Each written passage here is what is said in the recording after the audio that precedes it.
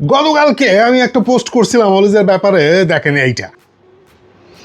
Agent Tchouameni, agent Mbappe, এখন report আসতেছে যে এই অলিজের ডিল, রিয়াল মাদ্রিদ অলিজের টু রিয়াল মাদ্রিদ ডিলে তারা কিভাবে আদতেই এজেন্ট হিসেবে কাজ করতেছে। তারা এখন ফ্রেঞ্চ ক্যাম্পে আছে, মানে একটু পরপরই চলে আসো চলে আসো চলে আসো। এখন বিষয় হচ্ছে তো অলিজে এবং রিয়াল মাদ্রিদের এটা তো আরও জমে উঠছে, আরও রিপোর্ট আসতেছে। গতকালকে যেমন আলভারেজ সাহেবের রিপোর্ট আমরা জানতে পারছি, যেটা আমাদের জানার সবচেয়ে বেশি ইচ্ছা ছিল। আমরা জানি যে ফ্লোরেন্টিনো প্যারেজ 150 মিলিয়নের জন্য 150 মিলিয়ন বিট করবে ইউরো বায়ার্ন মিউনিখের জন্য। বায়ার্ন মিউনিখ খুব ক্ষেপে আছে, বায়ার্ন মিউনিখ রাজি না। কিন্তু আমরা যেটা জানতে চাইছিলাম অলিজে কি চায়, অলিজে কি চায়, এবং সেটা জানতে গিয়ে আলভারেজ সাহেব, যিনি নিজে সোশিও, আজকে ভোট হয়ে গেছে।